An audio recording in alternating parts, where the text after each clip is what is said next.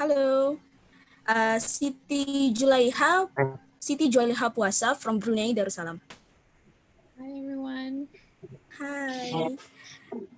Okay, and then Hang Nguyen Tuyen Ming from Vietnam. And Chakria Hong from Cambodia. And the last one is Yemin Pyo from Myanmar. Okay, Hello. thank you. Hello. Can you hear me? Okay. First, I would like to know you more. Maybe start from Melly as Laikong. Please introduce yourself, and then what the last activities you've been up to. Okay. Thank you. Please. Yeah. Yep. Hello everyone. Good evening.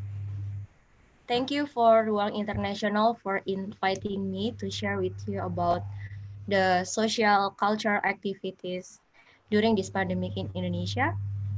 First of all, I would like to introduce myself. As the moderator have stated, my name is Meli Sabina Esther Lengkong. You can call me Meli, it's my nickname. And I was becoming information and communication staff in rapid response funds for a flood project in Jakarta for about 2 months, and it's finished last March.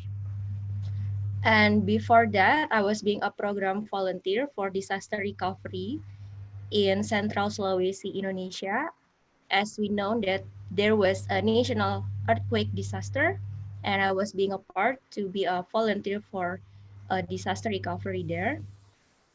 And then I was becoming also a global mission fellow in international track, and I was assigned to Mindanao Peace Building Institute in Davao City, South Philippines. And then I moved to Holt Dream Center in Mongolia for serving the children's, the unfortunate children's there, uh, especially for children's affected by the divorced family in Ulaanbaatar, Mongolia. And I was the alumni of Christian University of Indonesia as well. My major was international relations. And I was several times being an Indonesian delegate for ASEAN student visit in India 2015, and being the representative of Indonesia for ASEAN Youth Interfaith Camp 2019. I think that's a short introduction from me. Thank you. Thank you, Melly, for your introduction. And the next one is Micha Iris Bisels from Philippines. Please. Hello. Hello, good evening, guys. My name is Mika from the Philippines. I'm currently 24 years old, and I am working as a freelance architect and designer based here also in the Philippines. Aside from being busy in my professional work, the latest work that I've been doing is I'm currently a member of JCI, or Junior Chamber International. It's actually a volunteer group. We are fundraising for school supplies for the uh, poor community here in our area. So that's the latest one that I've been doing right now. Yes, thank you. Thank you. And please, Eric Kohyuan Hong from Malaysia. Hi guys, I'm Eric from Malaysia. You can call me Eric. So actually now I'm currently working as production engineer in Top Glove in Malaysia. And then I also volunteer charity volunteers in Suji Foundation organizations. And then, yeah, I also attend like mainly of the Asian Youth Interfaith Camp, last year in Indonesia. So it's a great experience lah through that period. And then, then it happens MCO. So it's good to meet you guys here. So yeah, I will pass on. Thank you, Eric. And please, for Kendrick Go from Hi everyone. Singapore. Okay. Hello. Hi, my name is Kendrick. Can you hear me? Yeah. Is the background? Yeah, okay. So I'm 24 this year. I am a part-time student and a full-time startup employee. What I've been up to recently, after I've seen some of our friends over the other side in Indonesia since 2018, I've been busy with quite a bit of volunteering on the ground in Singapore, more of the local volunteering activities, helping out the older folks in Singapore. Yeah. Thank you, Kendrick. And the next one is Siti Julaiha Puasa from Brunei Darussalam. Right. Hi. Very good Hello. afternoon, everyone. Assalamualaikum. Salam sejahtera. My name is Siti Julaiha Puasa from Brunei Darussalam. It's good to see everyone. Can you hear me? Yes. Yeah, it's we can Good. hear you. All right. So I graduated last year in law and Sharia. This year, been working here and there, and I just started working as a primary school teacher. Yeah, and then I am one of the youth mosque in Brunei Darussalam. It's called Kumpulan Syababul Iman, where we are the youth who organize activities, events for the people in our area. For example, camping and so many empowerment and development youth programs. I also involved in Sukarelawan Belia. It was formed due to the pandemic COVID-19 in Brunei. So Sukarelawan Belia is a youth volunteer, and our special mission is to help the government handling the situation which where we need the youth to participate. So yeah, I think that's all. Okay. Thank you, Julaiha. Thank you, Julaiha. And then the next one is Hang Nguyen Thuyen Minh from Vietnam.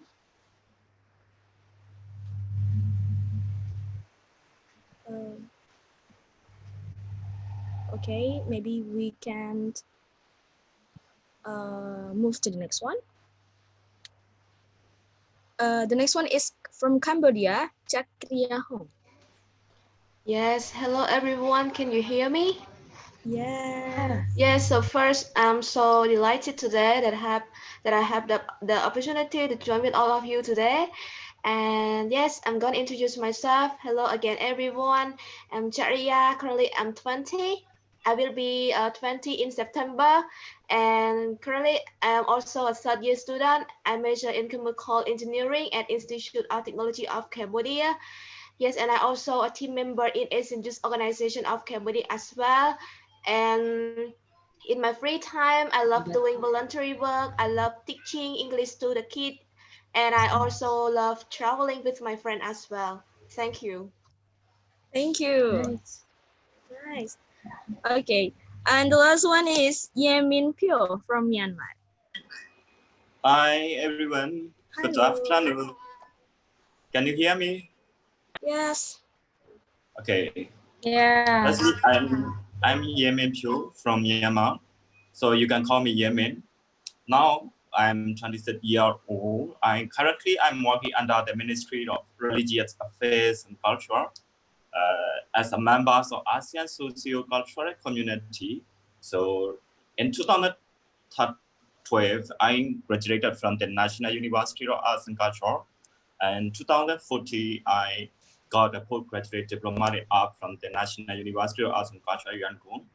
In 2017, I joined to the BSBI in Indonesia Arts and Culture Scholarships. Now I'm a member of ASEAN Socio-Cultural Community. Yes, currently I'm working for the ASCC. Moreover, I have participated in the ASEAN Cultural Exchange and Youth Exchange program, such like in 2000, maybe 18, ASEAN Youth Interfaith Camps with Kendrick and with Mika. And then in 2018, also in Singapore, ASEAN, Faithfully ASEAN, I joined. Yes, I participated in some of the HMs, youth HMs, and some of the youth programs a lot. So today, I'm really glad to know you all. Thank you. Okay, thank you. Thank you for all the introductions from the speakers. But first, I would like to introduce to our founder of Ruang Internasional, Jenly Bagensa, to have a speech welcome. Please, Jenly.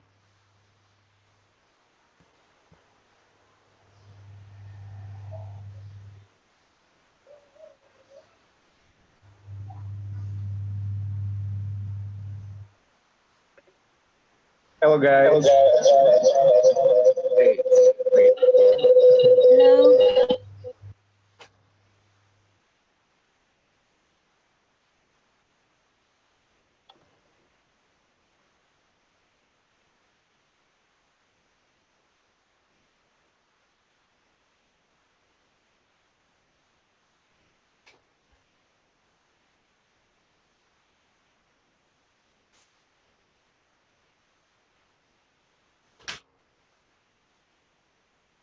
I'm sorry, Jenly, you still on mute.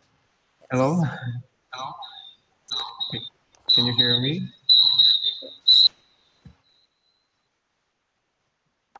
Wait. Hello, Jelly.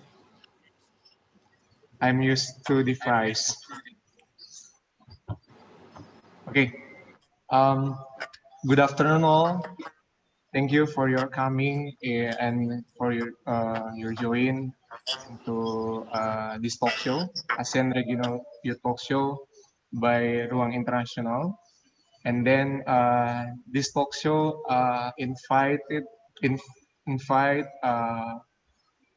at about 8 speakers from ASEAN countries, but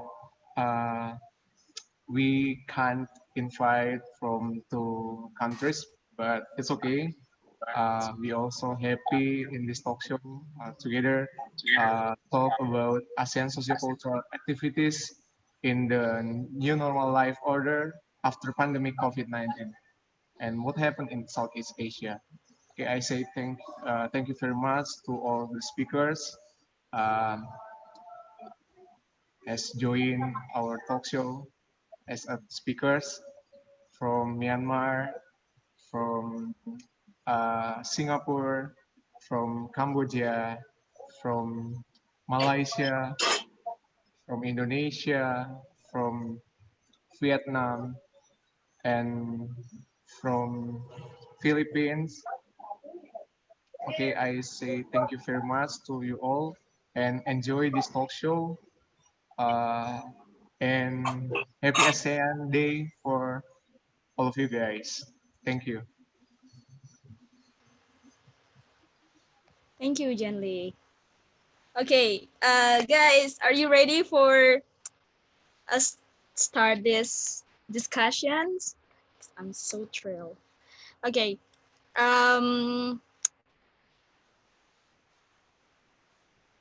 So for your information, this is our first webinar in regional levels, our first international webinar, and is ASEAN social cultural activities in the new normal life order after pandemic COVID-19 and what happened in Southeast Asia. Okay, so we're gonna talk about social and culture in ASEAN. Yeah. First of all, I'm from Indonesian, yes, and Indonesian people used to do salim. Yeah, maybe you know that.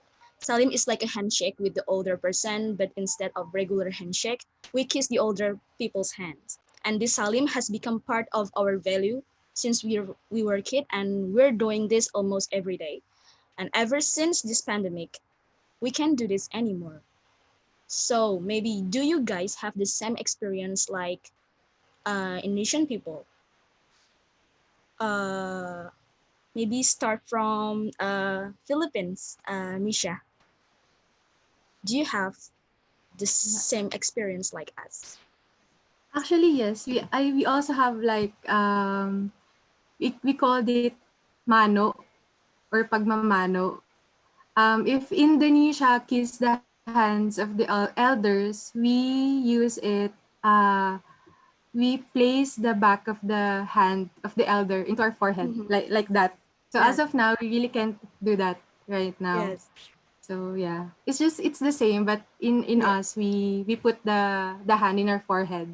Yeah. It's a gesture of respect here in the Philippines. Okay. Thank you. And what about in Singapore? Yep, we have it too here, but it's predominantly the Malays who do it in Singapore.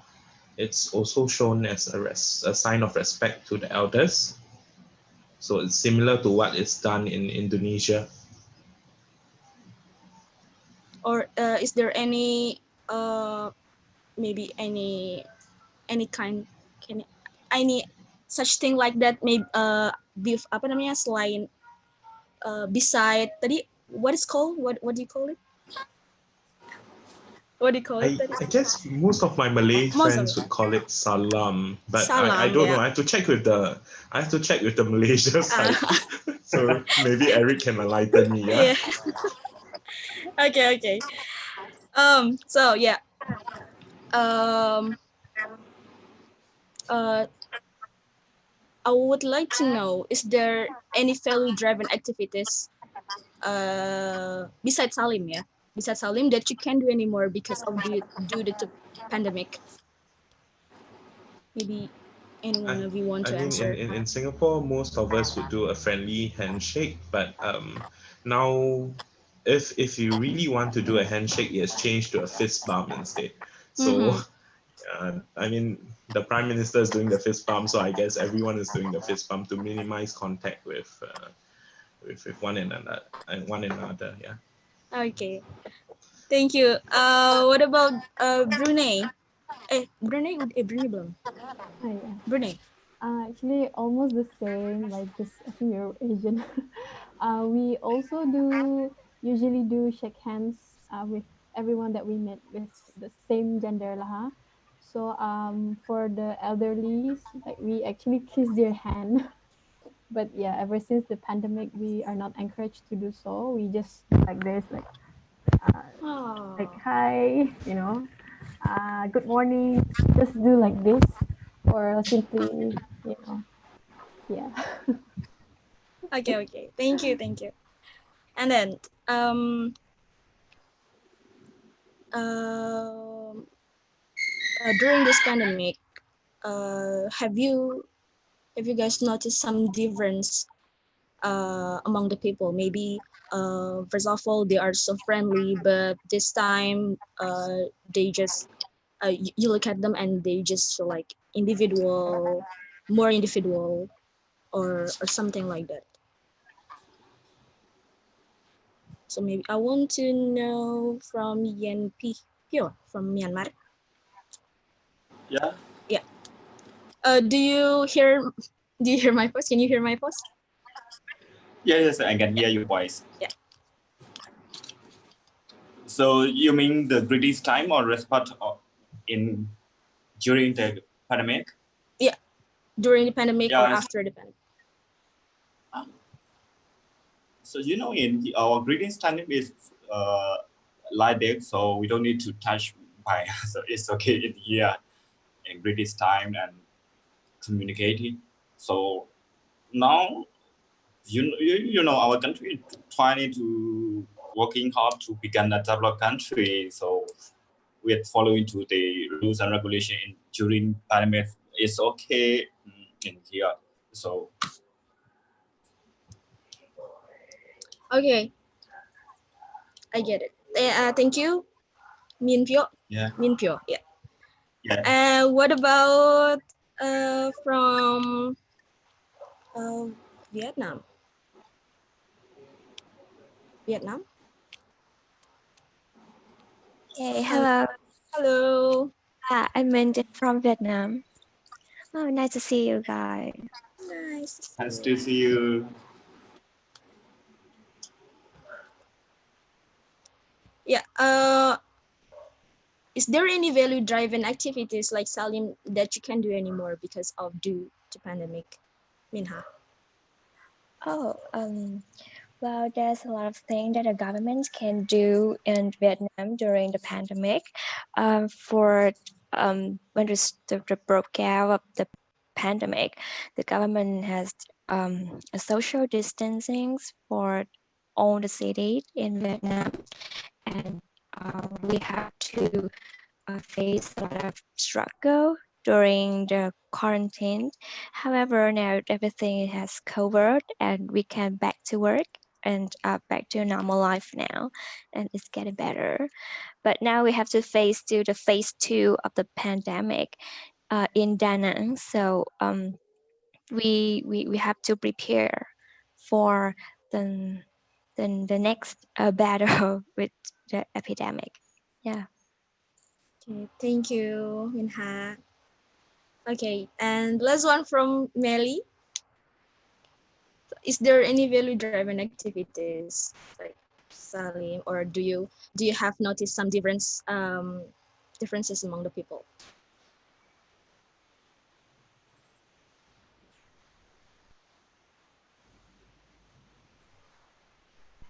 You can mute. You still on mute.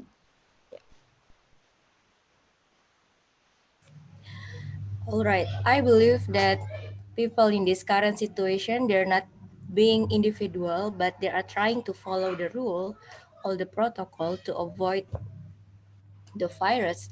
So as we know, as Asian, we are a communal people. That we are like to gathering, we are like to being together.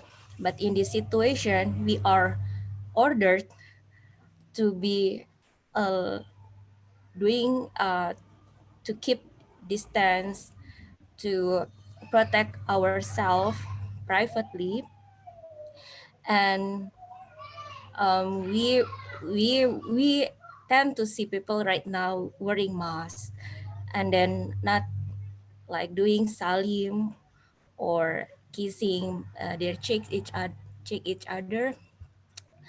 um we gonna used to seeing that, but I believe they're not being individual, but they are just following the rule, the protocol to protect themselves. Okay. Thank you. Yeah.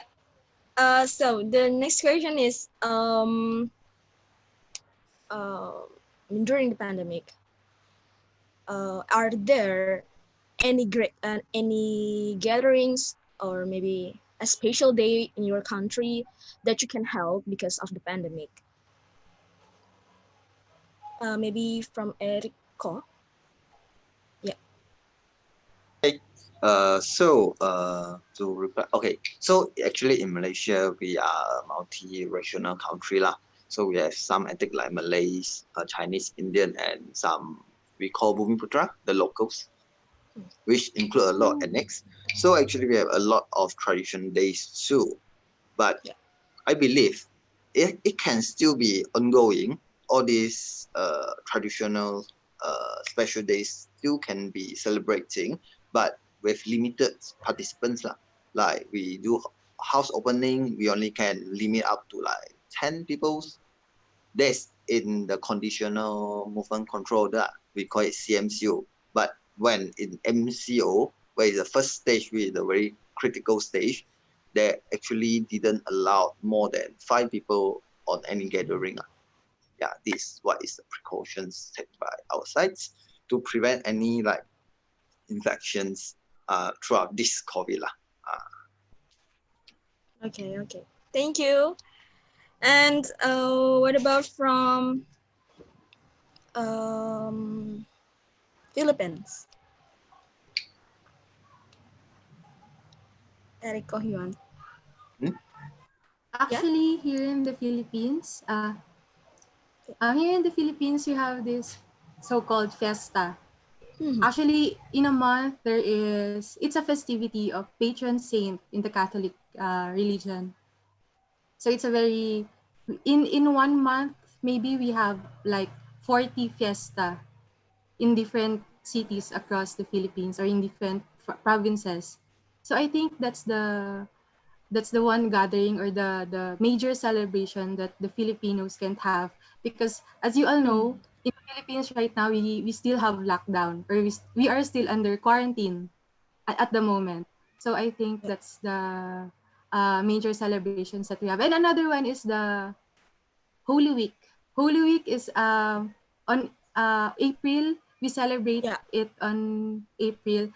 So it's a week of no classes, no offices, and then people from the city go to the provinces. But because of the travel restriction during our lockdown, we didn't do that uh, when we celebrated the Holy Week. So that's the major celebration in the Philippines that we didn't do, or it's not encouraged to do anymore. So you're just doing at your home, Yes, or some, because here when you mean fiesta, it's a yeah.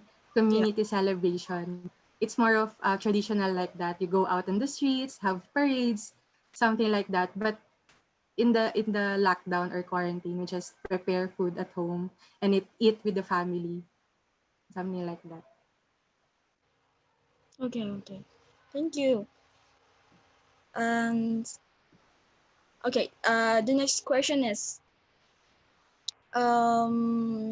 so what during this pandemic, what challenge does your country facing right now? What the most concerned issue that your country facing right now during this pandemic? Maybe do you want to answer it uh, from Melly?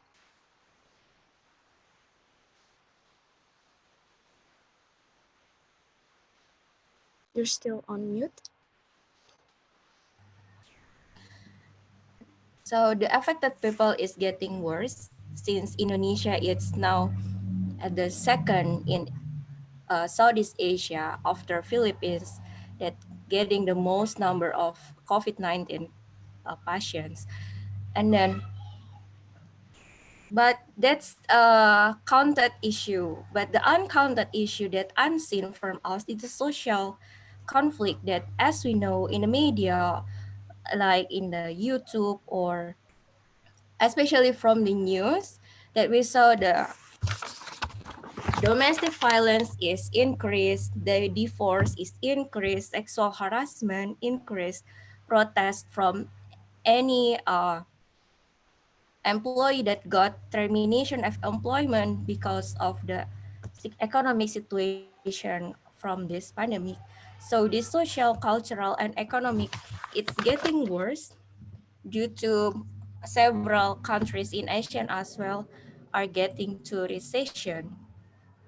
So we have a lot of work home this time, and in this time also there is a positivity as we see people, the sensitivity of people is increased since we are more caring to each other, we help each other. A lot of people finding donations and help the affected family or their friends. um, so I think the even the health crisis or social crisis is balanced right now, and it's getting worse in both at the same time. Thank you, Melly. And what about Charkehon from Cambodia. Yes, hello everyone. Can you hear me? Yes. Yes, so in Cambodia, I think that the issue is about education and about finance. For education, actually, as we know that since we have the problem with the COVID-19, our system in teaching, in learning, we have changed to from offline to online. And the problem is that some students in the city they can access to it, but some students in the countryside and some students they cannot they are not able to access to it, so it is the main problem, especially for the student that they have to take the national exam in this year as well. Yes. And yes, and actually one more is about finance. Since we have the problem with the COVID-19, we have the problem with the tourism.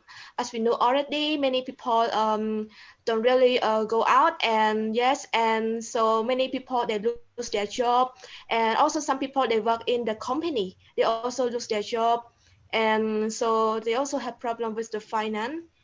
So I think in Cambodia, in Cambodia there are many problems, but I think finance and education problem is the main problem for me. Thank you. Thank you for your sharing.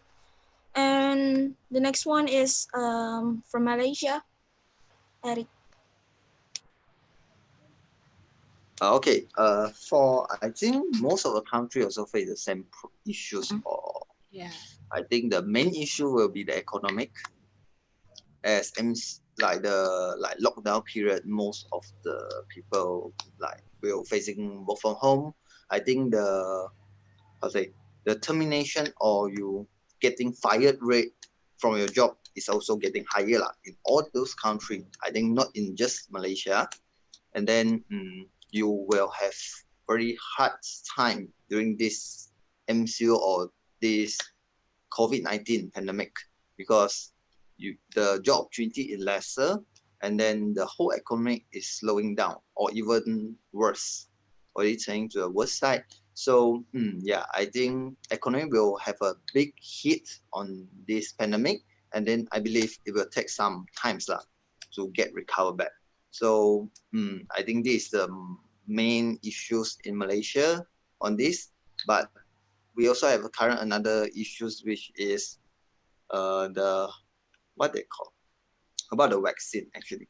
How about the vaccine to be produced? We also not that sure. So see when this pandemic will end, and it will help in the economy to be grow back lah. Okay, thank you, Eric. And the next one is Kendrico from Singapore. Yeah, so over in Singapore, we are facing similar challenges as over the causeway to Malaysia. We're having our first recession in, I don't know, 10 years since 2008. Yeah, 12 years since then. Um, the economy isn't doing that well. We have recently had an increase in unemployment, so people are losing their jobs. And also, Singapore, we don't have natural resources, so we are highly dependent on imports. And as a result of COVID, we have had our imports lessened, so we have had to look for other sources to get food, uh, our products and services as well. Everyone is working from home, so a lot of the businesses that are reliant on um, labor, they're facing labor issues as well, because our workforce is mostly from a mix of migrant workers and the local population. So whatever that you're seeing in ASEAN, some friends you might have who are working in Singapore, they might be stuck back home and they can't Yeah. come back, and they don't know whether they will have a job in Singapore or not at the end of this pandemic. So that's some of the challenges that we're not only facing internally, but also externally. Um, People are feeling the impact overseas as well. Yeah. So socially, oh, Eric is stuck in Singapore. Oh, Okay, I Really? didn't know that. Maybe I can meet him How are you for doing tea right soon. now, Eric? Eric is in Singapore now. I didn't know that. Oh, his friend. Oh, okay. Oh, Oh. Eric, you worry us, Eric. Yeah. No lah, Okay, if okay. it's in Singapore, no, if it's in Singapore, I think it will still be relatively safer because we just came out of a soft lockdown, soft Mhm. being the word to use. Yeah, so we can have dining in now, 5 people, maximum social gatherings. Uh, it is a bit better, but we are not sure as the people whether the cases are going to go up or they have just begun to go down. Yeah, we don't know the general direction where this is going for now. So kind of like taking it every week as it is. Yeah. So Okay, yeah. Eric. Hmm. Okay. So what about in tourism, Eric? Kendrick. I mean, and Kendrick. Yeah. Oh, sorry, What? sorry, Well, sorry. yeah. I'm sorry. Eh, I said your name wrong. Okay, Kendrick. What Uh, about in tourism? for Singapore, because we are heavy reliant, we are actually very reliant on a huge part of our GDP is actually on Mhm. tourism and the services associated with tourism. So once this COVID thing started, our airports were shut, flights are cancelled, everyone's stuck. So I guess everyone is affected from the hotels to the food and beverage establishments to even the workers from the employees to the employers, everyone's affected. And it's kind of a awkward situation because we are a small place, but yet we can't go out now. So I guess some of the people, especially the older folks, those who used to travel across the causeway to Malaysia, to Thailand, to further places in ASEAN, they are kind of feeling a bit stuck in Singapore. So cabin fever, yeah. So economic impact, social impact, yeah, quite bad. I mean, yeah, given how the situation is evolving, maybe by end of the year we'll see the light. I mean, okay. What Hopefully, about? yeah. Yeah. Thank you, Eric. Kendrick, for your answer, and I would like to know from Brunei. Hello, Julaiha. Hello. Okay, I'll share a bit about the situation in Brunei Darussalam. Alhamdulillah, we actually get the first case in Brunei was in March, uh, few early weeks in March. So up until I think mid of May, it stops. I mean, the spread stopped. Like we only recorded to 141 cases, and then Brunei experienced 90 about 90 days of zero case. Not until yesterday.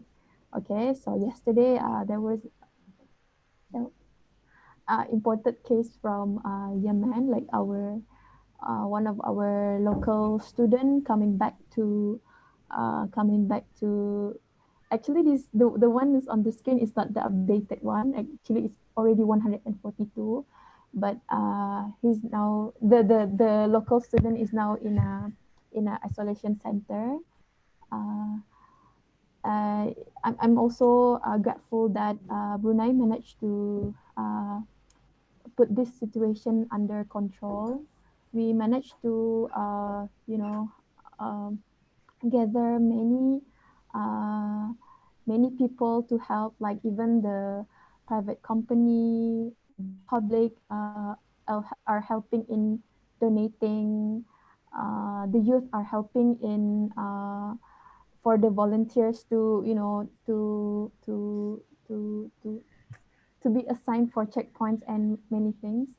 So the challenges also, I think, the same as other country, especially in terms of economic. During the first early time when the COVID hit Brunei, many people also lose their jobs, and we even have shops, companies being closed down, and yeah. But as time goes by, not everyone, but many people manage to like create on jobs, like they're doing online shop, like they sell food online, and then in terms of tourism, yeah, uh, uh, some since like Brunei is a small country, we don't have many places to go. Yeah, we get bored easily, but it's amazing that we have no places to go, but people like to go for hiking to new apa tu, not mountain but apa tu, bukit, is that called, Yeah. hills, new hills Hills. opening. Yeah, within like a month we have so many hills opening for a new hiking tracks, and it's actually helping the people who are like maybe getting almost depression due to boredom or whatever, just to since there apa tu, as time goes by, that the escalation uh, uh, the escalation phase is apa tu, happening, so we get to go outside our house. It's just that we cannot do a mass gathering. It's only up to 100 people in Brunei, and still we're practicing social distancing, and the mask wearing only compulsory to some places. Yeah, only. But in public, you are encouraged to wear, but you can if you don't want. Yeah, but still, no physical contact. Yeah, I think maybe that's all.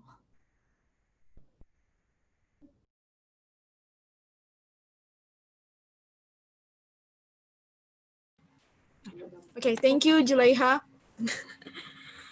Okay, the next one is from Vietnam. Please, Ha Nguyen. Yeah. So about tourism in Vietnam, that because the COVID broke out in after Tet holiday. This is our traditional holiday in Vietnam. So it had a great effect on our tourism, and it has lasted for about 6 months. So the yeah, that a lot of people can travel to other regions. So we it's had a really bad negative effect on our economy, and a lot of resort and hotel have to shut down their business because of a lacking of tourists, and moreover there's many bankruptcy of the travel agency in Vietnam too. Yeah. What about in education?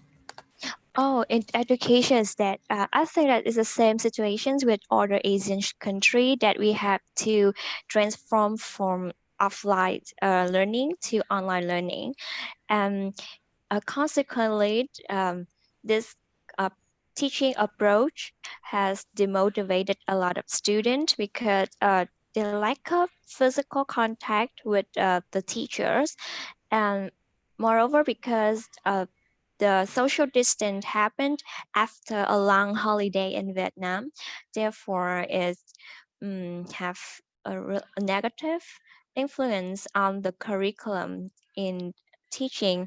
And now at the moment, as senior student in high school have a national exam for the university entrance, so it's quite rushed, and it's puts the student a lot of stress and not only for the student but also for the teachers, because they have to run all the curriculum, so the student have to meet the programs, and they have to accomplish the national exam on time, so it's quite stressful and rushed at the moment. Okay, thank you, Minha, for your sharing. And Yeah. what about in Cambodia, Chakriyahan? Yes, hello everyone. For in Cambodia, we have over 200 cases, and luckily no one died from COVID-19. We are so lucky. And yes, if we compare between a few months ago, we can see that the situation is better than a few months ago. And but the school and some places in the city still closed. And but some school right now reopen again, but only some school. And yes, and actually one more thing is that the student for the studying for the education system, we move from offline to online, like I mentioned. So yes, actually I am university student and I also take online class as well. And yes, and everything is okay right now in Cambodia, but we still be careful because we afraid of yes, actually we know that it's easy to the COVID-19, it's easy to infect from one people to another people, so we have to be careful all the time. And especially in the shop they always put some alcohol for the customer to wash their hand before enter into their shop. So everything is okay, yes, in Cambodia. Okay, that's good. That's good news. Okay, and the last one is from Myanmar.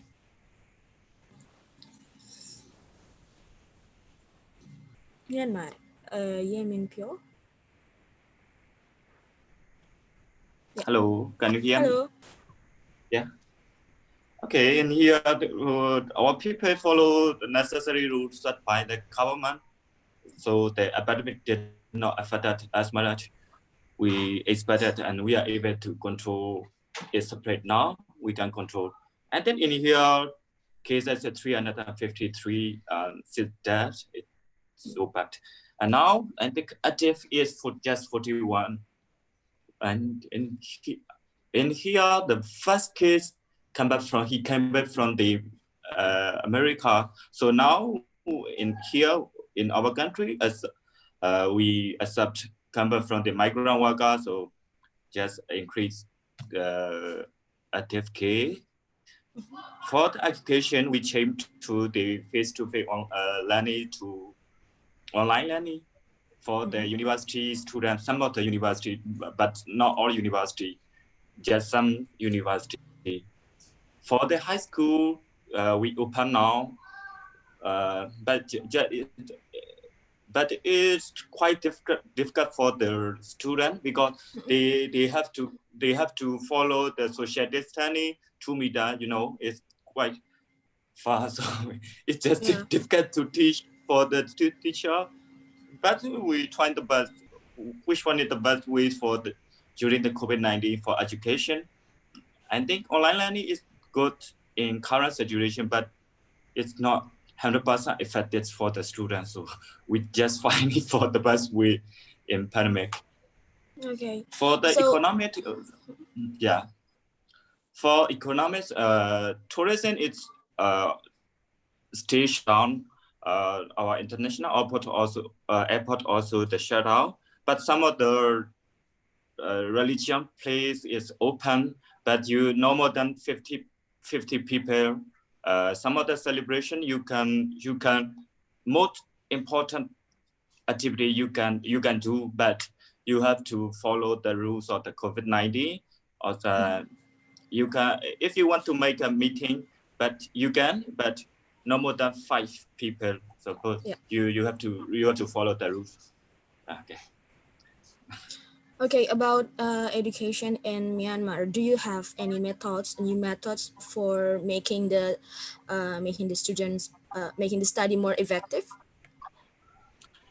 Yeah, just fine for the education because in here, uh, some of the city are good international connection, but some of the village and some of the students from the village is not Mm-mm. good internet, so it's quite difficult. So most of the university and schools are stay closed. We cannot open. Mm, Yeah. okay. Okay. Thank you guys for your sharing. Yeah. Most of us have a same challenge due to this pandemic, and I would like to know about how your society face those challenge, like maybe in Indonesia, those who are unemployed, they start to creating business like food, online food, and they just sell it online. So what about in your country? Is there any maybe what the society are up to right now to make their economics more stable again? Does anyone want to answer? Yeah, I think I will start with lah. So actually, hear me, everyone. Yeah. Okay. Yes. For Malaysia, yes, I found actually our country also like same to yours.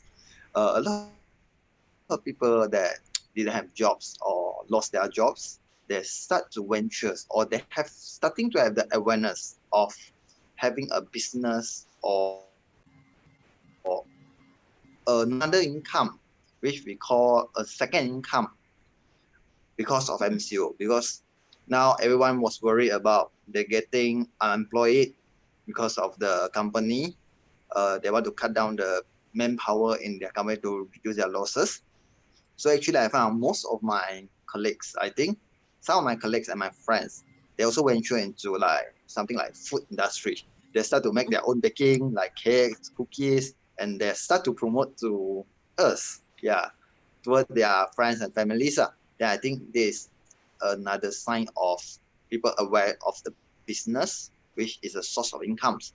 And then very funny in Malaysia, I'm not sure you guys know or not. In Malaysia now we are very in a very hot topic of stocks markets. Yes. Now Malaysia is something like a lot of people because due to this pandemic they don't have, I think so lah, I guess they don't have places to spend their money or because of like bank lower down the interest. Yeah, so they have a lot of money, don't know where to invest. They start to putting into stocks. Yes. So this another trend in Malaysia. Yes. In Brunei also the same, right? Online business also a new way of business right now. Like e-commerce inside Malaysia, we have Mm-hmm. Shopee, Lazada. All those you Yeah. can see the seller, the retailers are explosive grow, a grow explosive in the retailer or seller. And then lastly is I found actually a lot of people will put more like awareness into healthcare industry. Mm-hmm. Yeah. Such like I'm working in Top Glove. Right now we are producing gloves. And then actually the sale is super good. And then such like the nutrition part or the supplement parts also their sales is boosting up. So actually I got see a lot of people got venture into those kind of business because this pandemic lah. So this change or shiftment of business type as usually what we will do is traditional business like open a shop lots to do like the how to say the station or like open a shop lah to sell things like the traditional ways. But now they most of the people are moving online and the traditional way are going to be outdated or being removed from the futures lah. Okay, that's from me. Okay, that's quite interesting, Eric. Thank you. And okay, anyone to answer? Maybe you have a unique method to challenge or to Hi. face the economic. Yeah. Yeah, hi. Well, in Vietnam, we also have the same trends like Malaysia and Brunei about open a business online. But beside that, we also have a group of people who are unemployed. They will try to we will have Grab applications, Grab car Mm-hmm. and Grab food. Yeah, so a lot of people they they try to be a driver, or they will be a shipper. Yeah, a lot of people they start a job like this in these situations, and now we have a new applications for shipping food. Uh, and yeah, that this is I think this is the one of the options that the people can do in this situation in Vietnam. Yeah. Okay. Thank you. Yeah. Um. So what about Julaiha in Brunei? Um, okay. I think it's like uh, people started to do domestic travel. Like in Brunei, we it's now in trend that we have a river cruise around Brunei rivers. Like people get to dinner on the apa tu namanya? On a it's a ship not that big lah, but can fit like 50 people. Mm-hmm. So and then people can have their dinner together. Sometimes people and also yeah. So that's one thing. And then recently our checking my Instagram to show you the news. Mana tu ya? So basically, our Royal Brunei Airlines, the fact that we cannot travel outside Brunei, so our Royal Brunei Airlines, the only airlines in Brunei, is offering what's that called? Scenic flights. You just scenic flight that we don't we get into the aeroplane and we get to see the Brunei, our country, and the whole Borneo maybe. But yeah, maybe just to feel that feeling of traveling, but no landing. You only land back to our own country, Brunei. So yeah, I think it's a you get what I mean. I think Yeah, the I get idea it. I get it. the idea is very cute for me. But yeah, but we haven't started it. I think it's gonna start like end of August this month. So we'll be on the plane. Yeah, of course we need to buy the tickets and all that. The ticket costs berapa? $150 Brunei. Yeah. So I forgot the question actually. It's No, about the it's okay. You already answered the question though. I'll answer the question already. Yeah. Oh yeah. Okay. I Okay. think yeah, I think so. Okay. That's really interesting. Okay. So next one, who wants to share with us? Maybe I can have a go at it. Yeah. Yeah, so since Jules said they're doing since Royal Bruneian Airlines are doing the flight, for Singapore, the government just approved hotels every 1 or 2 weeks. They add a few hotels into a list of approved hotels for staycations.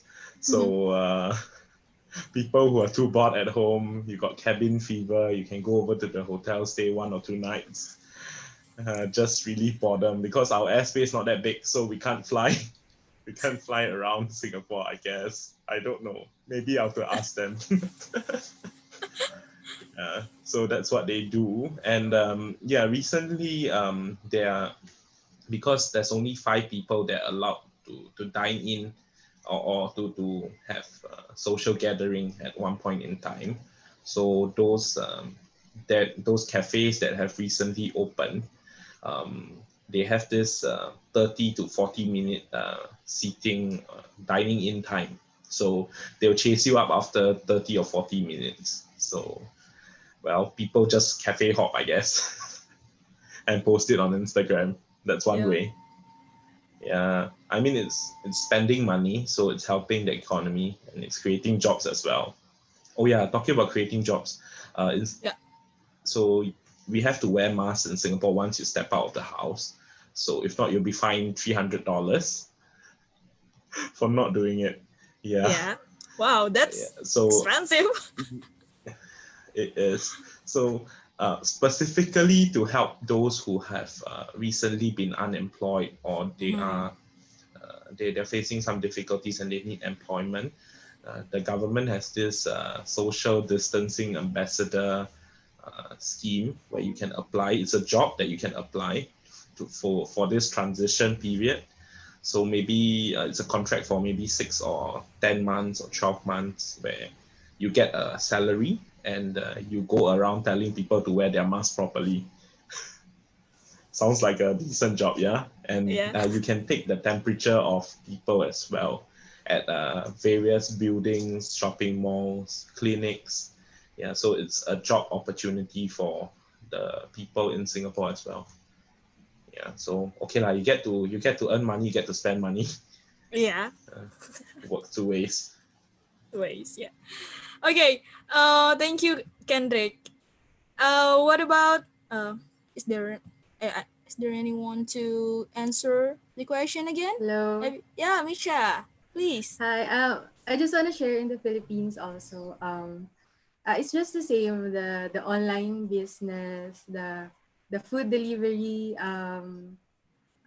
work as the same as Vietnam. Um, since I came from a design industry, I work as a designer. The trend here right now in the Philippines is logo design, poster design, especially in advertisement because of the rise of online businesses. And now there's also a lot of social media manager. If you're familiar with that, there's a lot of my friends also, and I'm also venturing to that. Social media manager, you can manage the page of a business, of a website or something like that. So one of the trend here of people making money is also through online, through advertisement, through social media.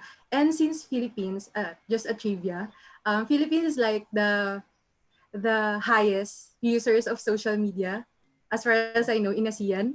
Indonesia. I don't know if in Indonesia Indonesia. also, Yeah. or Also. just the highest users. Yeah. That's why there's also, if you have a lot of followers in Instagram, even in TikTok, you can have Ah. advertisement in your page and they will pay you. So, something like that. So a lot of my friends who have like a lot of followers, they also do that to have some income, extra income. So that's Yeah. a good way to use social media or the online presence also. Yeah. Yeah. Oh, we forgot to talk about TikTok, right? That's happening. Okay. So, um, the next question is, do you guys have any foreign friends that study abroad in your country? So yeah. Um, Singapore. No, Singapore. Malaysia. Eric. Yeah. Eric, can you please share with us about your friends that Oh, stuck in okay. Oh, Malaysia? okay. Singapore. Yeah. Actually, I have some of my friends. Actually, Malaysia right now they have a rules before during the MCO hits in the Asians. Actually, I believe most of the country have these rules, which the countries, let's say my friends are study abroad or they are working abroad, they have the opportunity to come back to Malaysia. But we as Malaysian, we can't travel to others country, right? So actually, my friends is kind of lucky.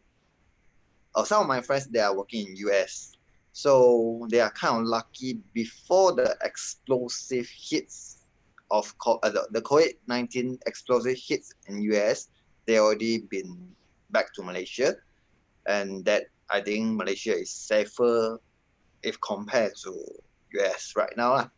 So most of my friends from US already came back to Malaysia, which I think is a very good choice. But some of my friends, like so just now, they are stuck in Singapore, and then they have I think almost 2.5 months or 3 months that they really can't come back because Singapore and Malaysia both restrict. And then when you travel back to Malaysia, you need to have a quarantine of 14 days.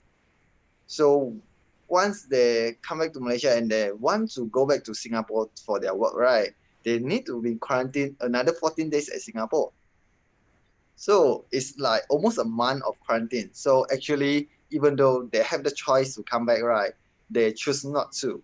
Yeah, most of my friends, they choose not to because of this 1 month quarantine periods.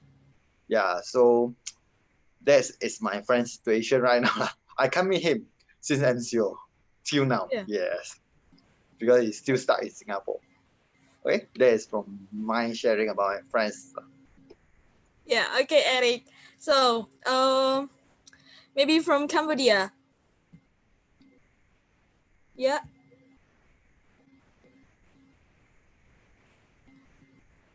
Hello.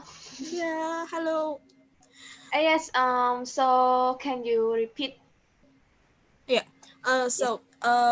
Do you have any foreign friends that study Yes. abroad in your country, and how are they doing right now? Yes. I have a Filipino friend, but actually she's not studying here. She's my Mm-hmm. teammate in my organization. Yes, I have. Mm-hmm. Yes. Yeah. So, uh, so how they are doing right now? Are they same like Eric's friends? They can Uh, back yes. to As their I know, country. yes, as I know, she's not. As I know, she is a teacher and in the school, but maybe this time maybe she teach online, and maybe she stay at home. Yes, as I know, she stay at home. She work from home. She like there are many tasks that she have to work from home. Yes. Actually, during this situation, she prefer staying at home, working from home. Yes. Yes. Okay. Thank you for your sharing. So, is there anyone to share with us about your friends doing right now since the quarantine happens in your country? Yeah. Is there any difficulties? Oh yeah, in Viet I have a lot of friends that studying abroad, and the Vietnamese government has released a rescue fare ticket for the student who are in other country. So and not only for a student, but also for the Vietnamese people who living and working in foreign country also. So when they get the rescue fare or rescue tickets, a flight ticket, they can come back to Vietnam, and they will have to be in the quarantine for 14 days. And all the fees for the quarantine day will be paid by the Vietnamese government. So many friends and Vietnamese people that I know living in US or in Australia, they also want to come back to Vietnam. Yeah, I think this is a good point at the moment that the government can do for us. Yeah, that's a good one. Thank you for sharing, Minha. Yeah, what about Melly? Yeah, can you share with us, Melly?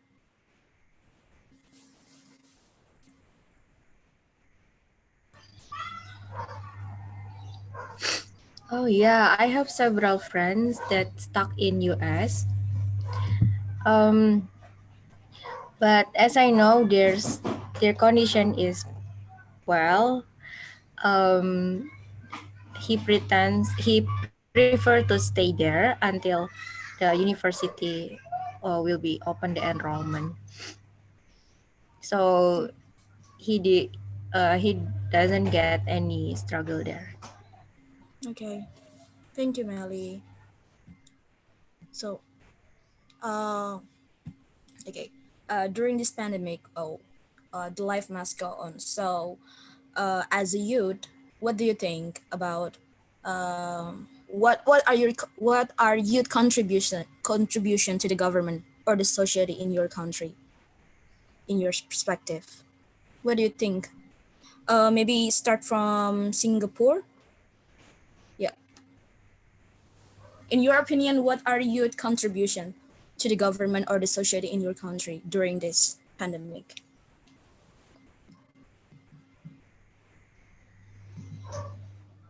Sorry, I didn't get the question. Could Yeah. you repeat that again? Okay. Sorry, sorry. Oh. Okay. So, what are youth contribution in your mind? I want to know your perspective about this. So, what are youth contribution to the government or the society in your country during this pandemic? What do you think? What should You mean youth do? Yeah. what should the youth do Yeah. in a pandemic like this? Um, there, I mean, I know of a few ground up initiatives where group of youth have come together to help those who are more vulnerable in the community to do simple stuff like delivering food, uh, making sure that the elderly are fine at home. They check on them daily. And since the government has told the elderly not to go out of the house so often, if they need groceries, the youth actually volunteer to get the groceries for them from the supermarket and deliver it to their houses. Um, so small acts like this add up to a lot uh, in the Singapore context, I guess, because everyone, even though we are living quite closely together, but Mhm. the interaction between neighbors might not be there. Yeah, because even though we are a densely populated country, but or state in this sense, yeah, we don't interact much with the neighbors who are living nearby us. Mhm. Okay. Hope that Thank you. answers. Mm-mm. Yes. Thank you, Kendrick. So, what about Philippines? Is there is there any youth contribution to the government or the society? Um, for the government, of course, there's also, just like in Singapore, there's a group initiative that volunteers to such issues like donating PPEs, donating masks, or donating school supplies or something like that. They advocate. And another one is entrepreneurial skills, I think, just to build up a bit by bit to the economy. As we have talked earlier, the online businesses, a lot of young people starting their passion project, as they say. Um, and another thing, maybe the most important thing that a youth can do in this pandemic is always be protected and be safe.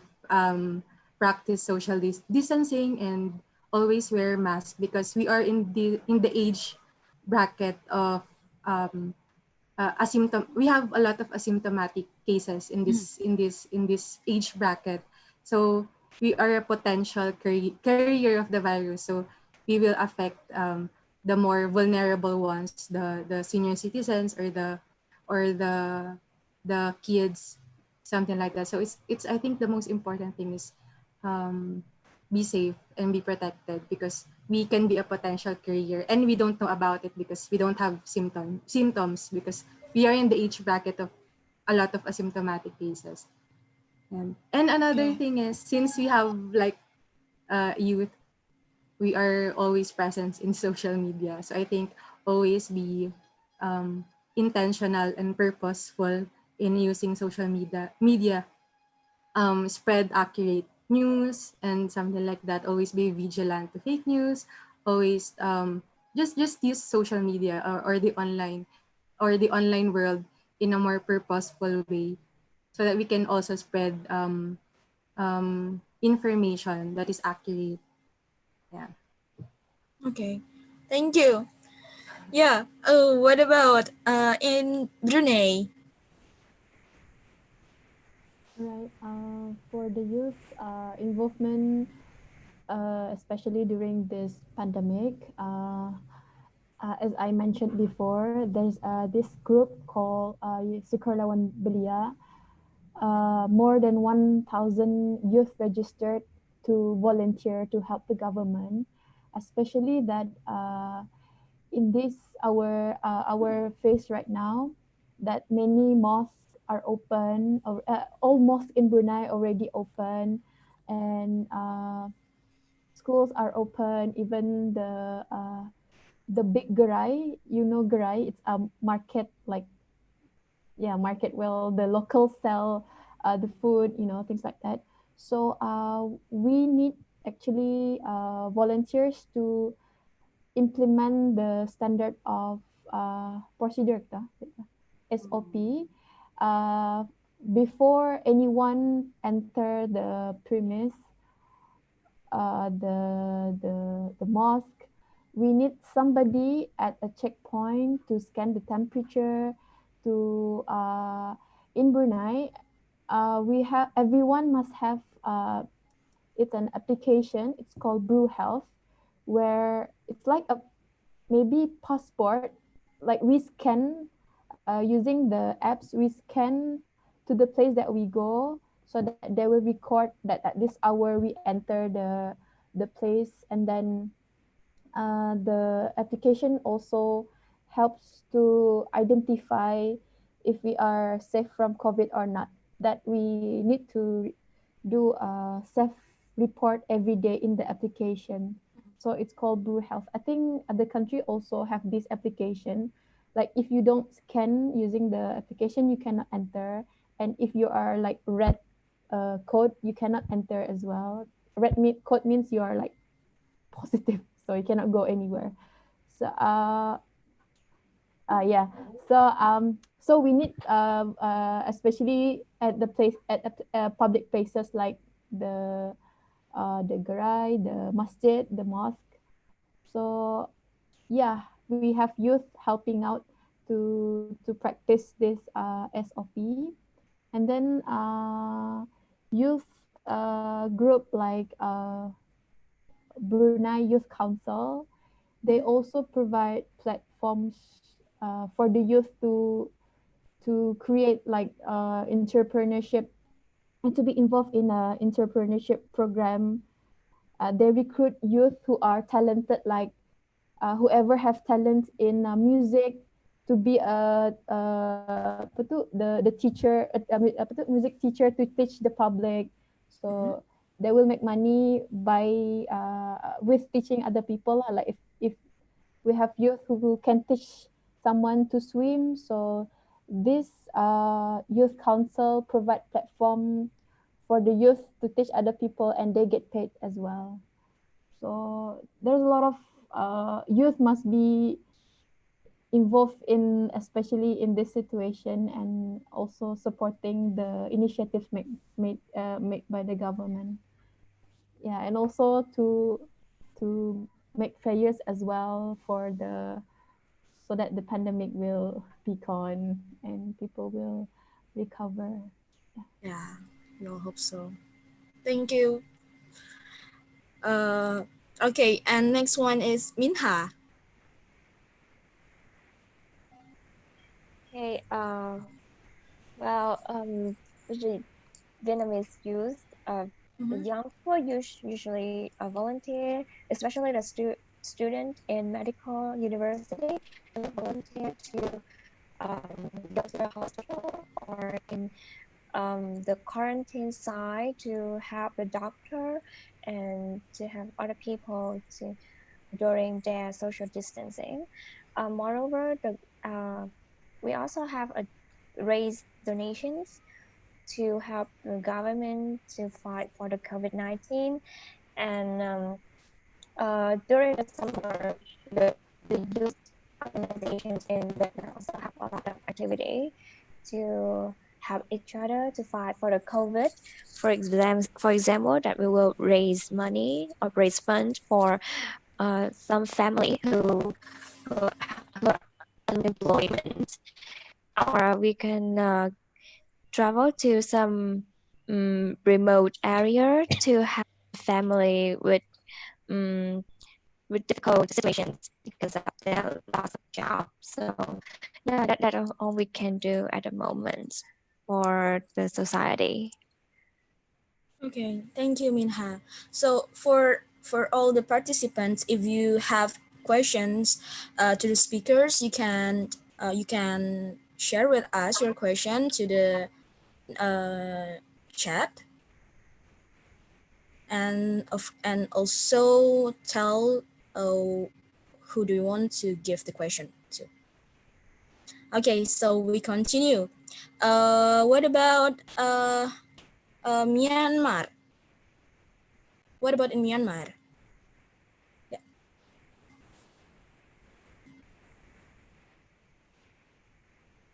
we can't hear your voice.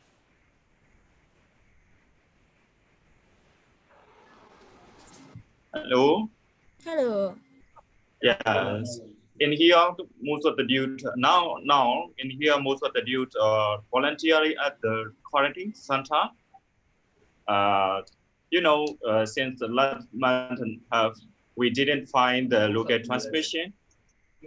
So now in some of the city are open the restaurant, also the like shopping center is open now, so you can go around your city, but you need to care the social distancing. But if you want to go to the other city, you need to take the medical check for the COVID-19. So it's just in here, it's just a little bit expensive. It's around the $150. So I don't want to go also the other city, so I just stayed in my city. But other economy is now it's a normal life, so it's okay in here. But yes. Okay. Okay, thank you for your sharing. What about in Indonesia? Oh yeah. Well, basically, youth also people, and Yes. um, and youth also how to say it? I mean,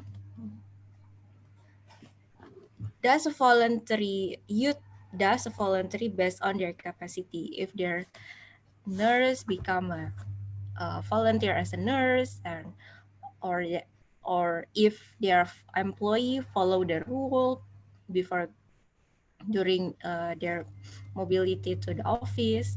So which means as a youth, the first thing we do is we protect ourselves. We support the government rule, and then we protect our we concern also about our health. Eat 3 times. If you already get the symptoms, you should check to the doctor. And in this pandemic, I went to the clinic, the doctor clinic, and then they worry about me because I got a fever, and then they and then they order me to, if you get another fever, even don't I mean uh, even don't take it long, which means sometimes after taking medications, I said, "Oh, I'm getting well soon," but it's not. So the doctor ordered that every symptoms that you have, you must to go to the doctor and check your health. So aside from following the rule, I agree with the Micah cells that say not spreading the hoaxes news. Mhm. We should to avoid, or we should to uh, stop the hoax, the fake news. Sometimes friends share the news without validation. Mhm. So we should uh, warning them to not spread a lot to other communities. And also, as our mobility is restricted in the public area, we can do more contribution through online, like discussion via online with interesting with an interesting theme, like this discussion that is quite interesting. And we can do fundraising, uh, especially in online as well, that a lot of people also do fundraising, that they only transfer money and in this from their gadget. And then um, in my city, especially because in Indonesia, we have like a small community. We call it RT, yeah, or we call it like it's very small. Or in the Philippines, barangay. Yeah, we have it also as well, like the very smallest community here, and the youth here are really eager to help the elders. And we know, right, the regulation for the 45 people and uh, up to a above, it's very stricted to join the community activities. In the other side, the government tends to help the community with the family package, like it's including the rice and the palm oil and etc. for the people who need it. So who distribute that package is the youth. So so the youth from the smallest community really help the elders to work together. And then they also in every weekend they spray the what is disinfectant, disinfect. Yeah, they spray Disinfectant, the yeah. yes, they spray the disinfectant to every houses in every aisle. Yeah, so in conclusion, youth should know their capacity, because the first thing they should protect themselves. If they want to do voluntary, do voluntary things, but what you good at it, not just because, oh, I want this, but you should know your capacity, because we cannot see the virus. Virus can hit anyone. Thank you. Thank you. That's a good point, Melly. Okay. What about in Cambodia?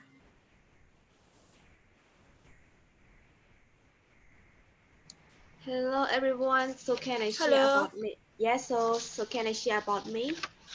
Yeah, Yes. please. Okay. So as a youth, I love I really love doing voluntary work. Actually, this time, me and my friend, we are like we contribute with ASEAN Youth Organization of Cambodia. Actually, my friend and I, we are team member in this organization, but we also have our own project. right now, as you know that we cannot go outside, so what we are doing right now is we have a big team that we have a 30 member, and we have each other to collect the books. We plan to build a library in September for the kid in the countryside. So right now we have enough book, and yes, we contribute like our team. We collect the books, and and as in this organization of Cambodia, they will have us for some material in our library in the countryside. So this is what my friend and I we contribute with our organization. And one more thing, my organization, in our team, we also having some project like promoting tourism in Cambodia. We plan to shoot video, and we also have some project. We want to support the student in Cambodia as well. So we're gonna do it, and we will try to do it as much as we can. And yes, and during this situation, actually, I feel so bored and so stressed. But when I do this, I feel like I am so happy. I'm not just stay at home, but at least every day I call with my friend. We talk about our project. We talk with our team, and we discuss together. And I feel so happy. So I recommend all of you, if you feel bored during this time, maybe you can start some project and just discuss first, and then when everything okay, you can take action. So this is what I want all of you to do. So like right now, we didn't take many action. We just discuss, and some of our team, we have collecting some book, but we will take action from at the end of this month. Wow. Yes. Thank you for the encouragement, Yes. Han. Okay, so from Malaysia. Yeah. So the question is about how we deal in this COVID pandemic, is Yeah. it? Okay. Actually, how I deal with this COVID-19, I will share some of my personal experience lah. What I usually do in this pandemic lah. Like, because I still working, Mm-hmm. still I'm in the working environment. So actually, our factory, I'm working in production. So actually, I still need to go work. And then we have a partially work from home arrangement, which I work one day at office and one day I can work from home, alternative switching of working days. Okay, this is more relaxing ways of working like schedules, and then this is the new norms lah in Malaysia. But right now it has been decreased the COVID-19, so it's actually have been going back to normals. We work most of we are work full days in a week. I think most of the what they call most of the factory or most of the company already back to normal stage. Okay. Secondly, how I do during my personal time during this MCO is I have a group of exercise team which will do exercise together, like simple home workouts, because like we Yeah. know that gym and maybe the public They're space for close. exercise is banned or closed. So actually we can't work out at outside, but actually we can work inside our home.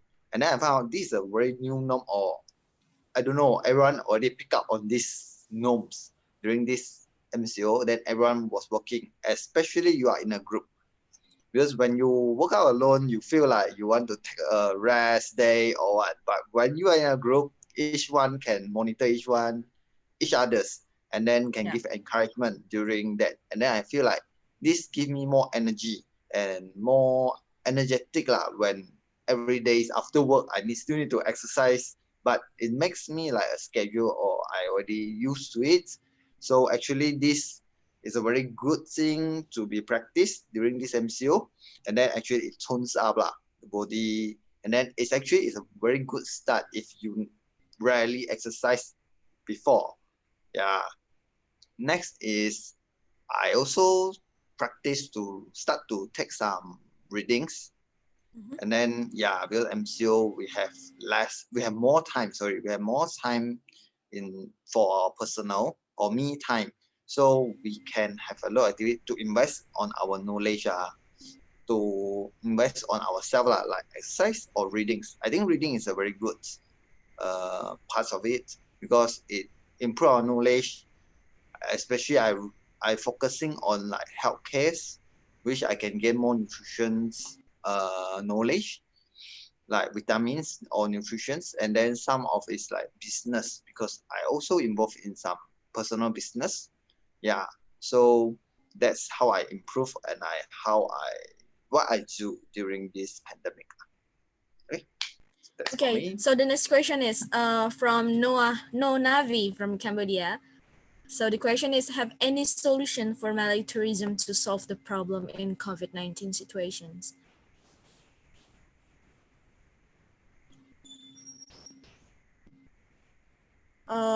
To Malaysia. Yeah, yeah, Yeah. to Oh, you. Malaysia to solve again. I missed the question again. Okay. Have any solution for Malay tourism to solve the problem in COVID-19 situations? Oh, okay. How? Yeah. Yeah. We actually our government have like because right now our citizen Malaysia we can't travel abroad. And then like I think I hear from Cambodia, is it? I forget already. We also encourage in how's it, in interstate travels. Mhm. Like yeah, like we travels in between Malaysia lah for the locals travels. So they start to give out a lot of promotions during the we are actually in Malaysia in third stage of MCO or lockdown, which is called recovery MCO. So all these like hotels, all the historical place or the visit place, like all the islands can be reopened. And then they have a lot of promotions on the airline or even hotel. So I think this is the way of Malaysia to start to encourage back Malaysian to travels or boost up the economy inside Malaysia. And then for tourist part, I think for others country to travel into Malaysia is still not it's still prohibited. But I think if the pandemic already went well or already lesser, then I think it shall be fine to open up to the others country. I think this is the solution from Malaysia government toward our tourism. Yeah. Okay. Thank you, Eric, for your answer. So we have another question again. This is from Indonesia, from Melinda, Katalisator Muda Indonesia. And she said, I have a question. Do you agree if online school would be the main method after this pandemic, and what's the reason? Yeah. Do you want who wants Okay. to answer it first? Eric, do you want to answer it first or? Okay. Let me see the question first. Yeah. Can you agree that online school will be the main method of the Yes, I think from now on till this year end or even next year I believe this will be the best method of studies or how they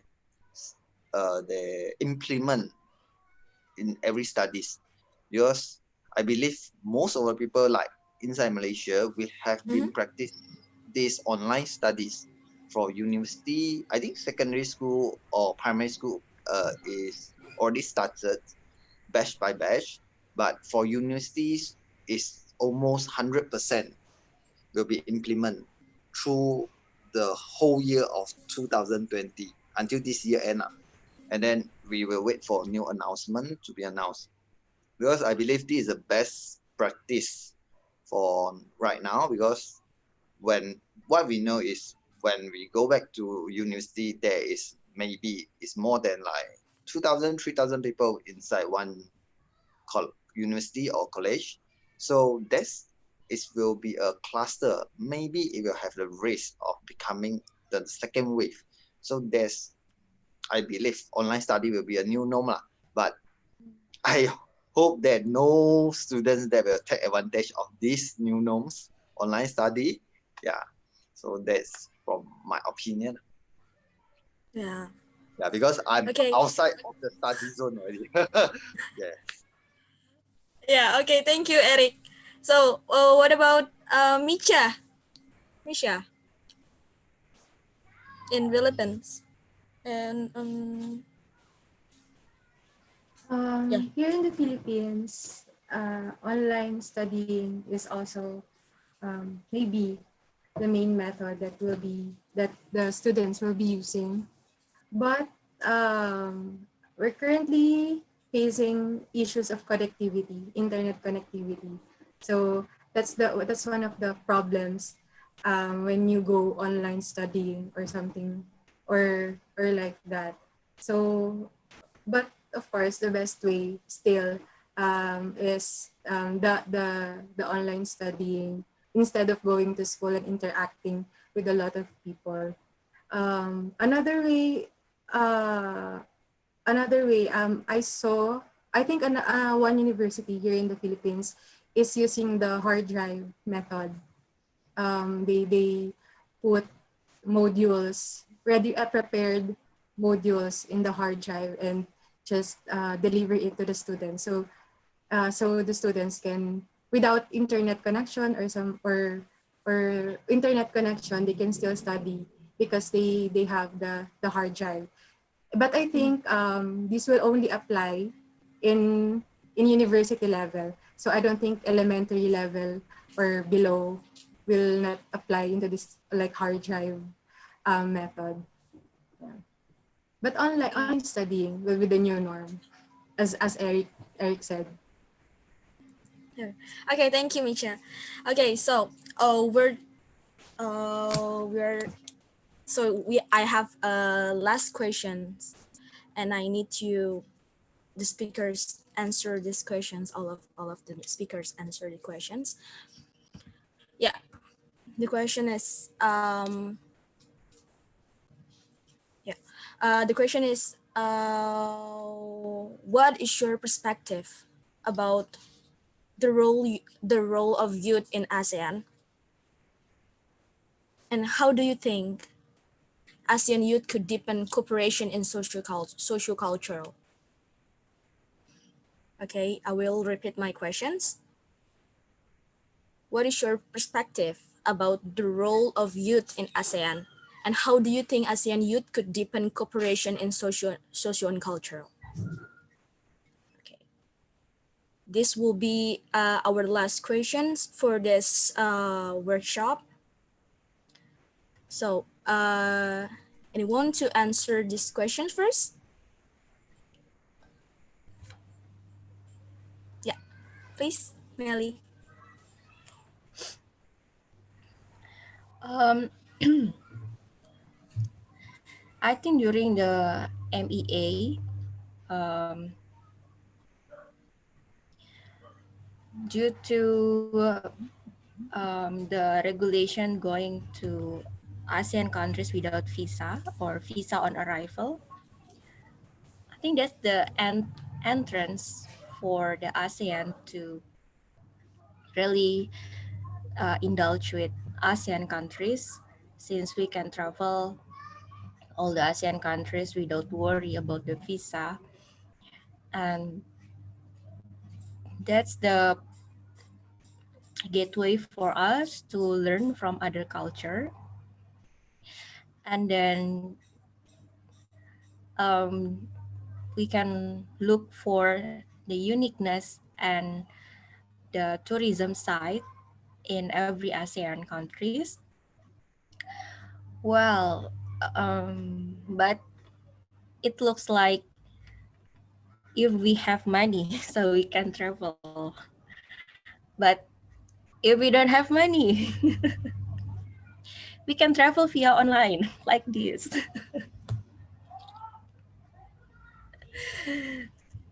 I think there is some idea from the creative youth. I forget in what country. I think in Indonesia. Now they are creating a halu tourism, which means that in this pandemic, you can go around or you can um, go around the world through internet. So first is travel, and the second is knowing each other means that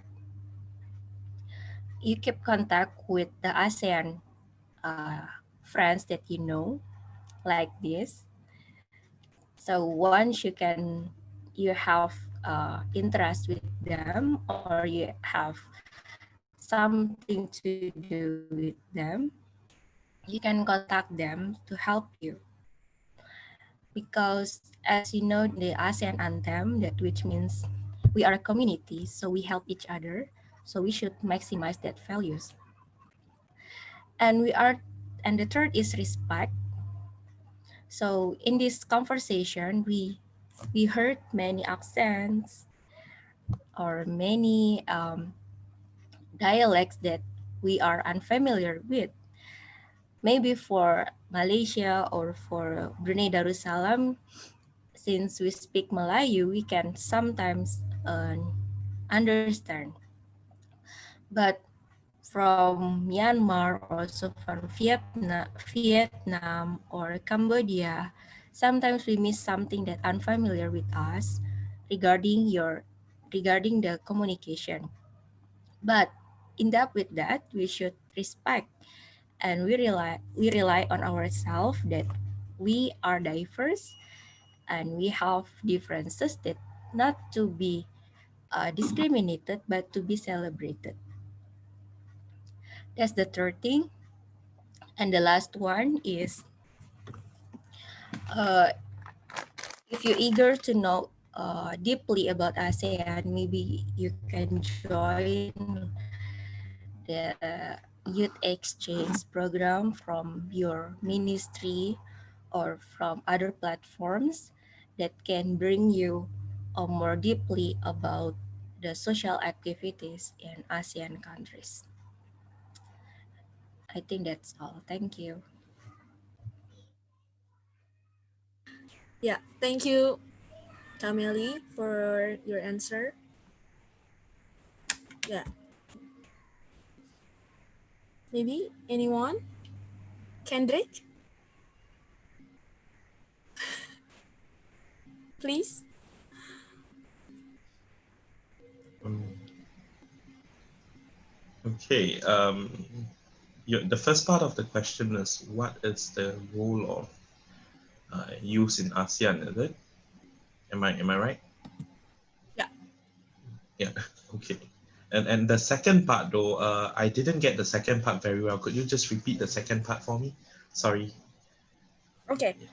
The Uh, second part is, how do you think ASEAN youth could deepen cooperation in socio and cultural?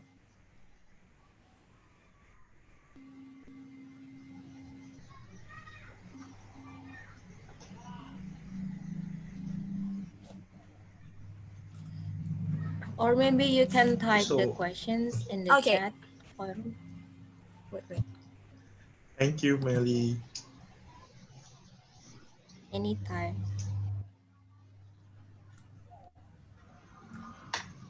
While she's typing, maybe I answer the first half first. Yeah.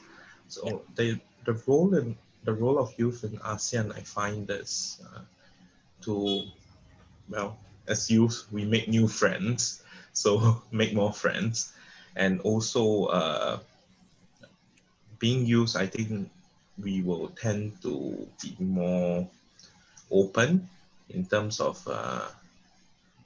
engaging other youth, not only from ASEAN but also elsewhere. The second part of the question, how do you think ASEAN youth can deepen cooperation uh, in social and cultural? I would assume in social and cultural settings, or correct me if I'm wrong. Uh, okay. Okay.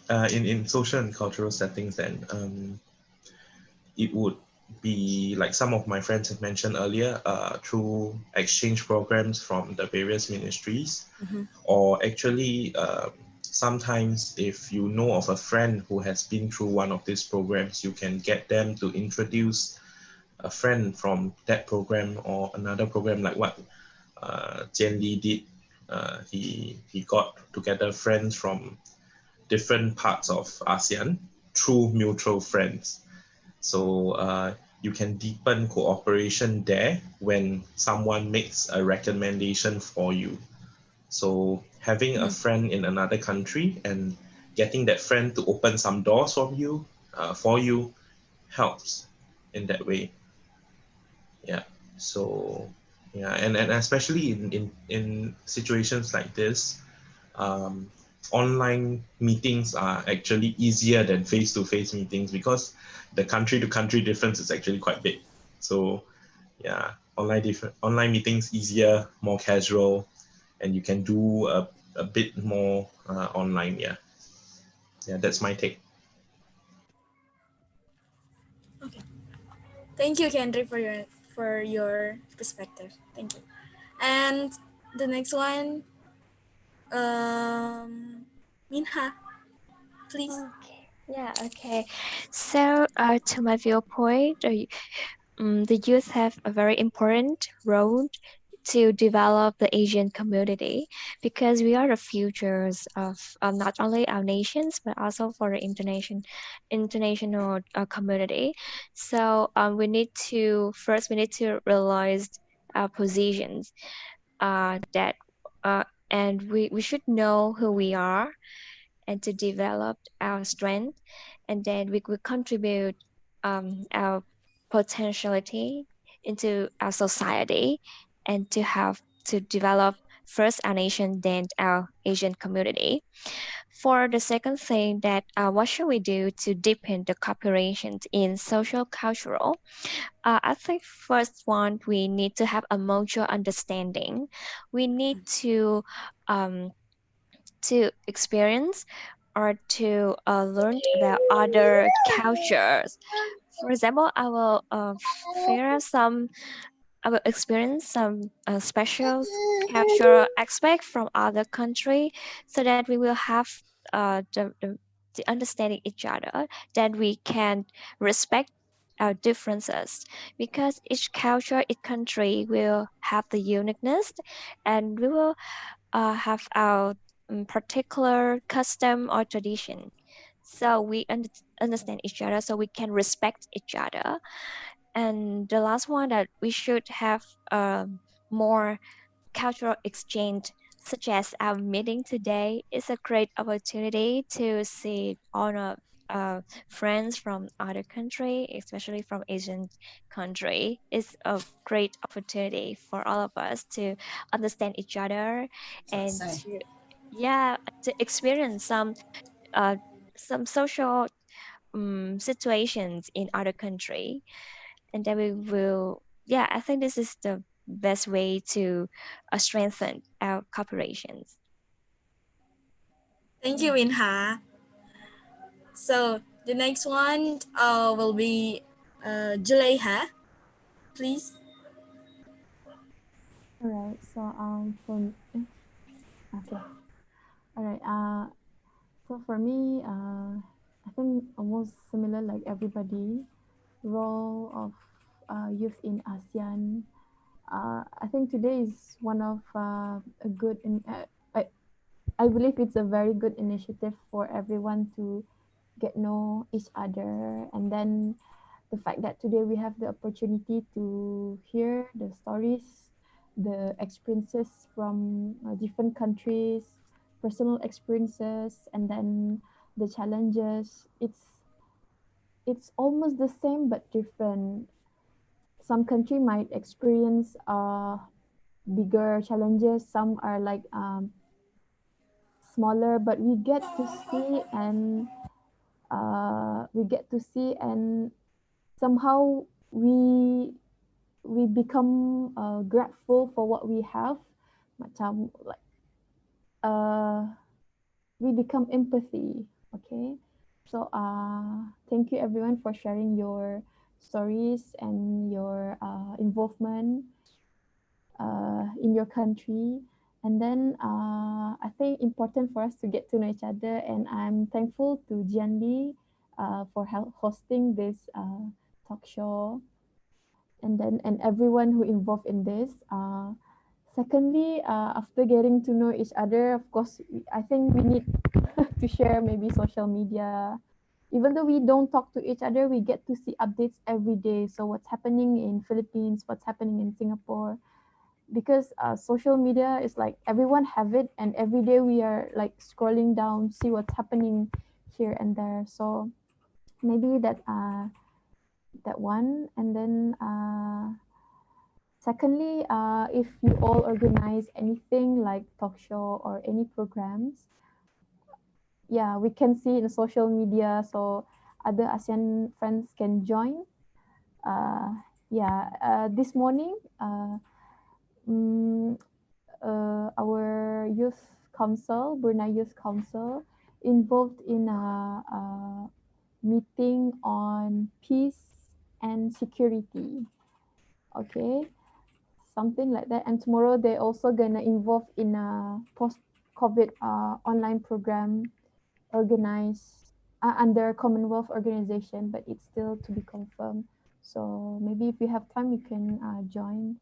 And then for I think I don't know if I have answered the question or not, but yeah, I like it that when Pauline asked the first question about the social cultural activities in our daily life, like salim, shake hands, things like that. We somehow have similarities, and then also differences. So it's not to be to compare, but we respect, and somehow as macam it's beautiful uh, that we get to celebrate the differences. Yeah, I think that's all. Thank you everyone for sharing, and thank you for your time at this afternoon. Thank you, Julaiha. Okay, next one would be Hon, please. It's me. Yeah. And yes. So okay. So for me, I think that the role of youth in ASEAN is that we have to use our strength and our potential to support our society and support our community, and not just support our community, but also have another youth as well, and share what we know and what like we share our knowledge to each other and learn from each other. And yes, I think that it is very important to youth. They have to connect with each other. However, we are in different country, but there are many things we can contribute with each other. Like today I have the like today like I am Cambodian, but I have the opportunity to join with all of you today because we have connection, right?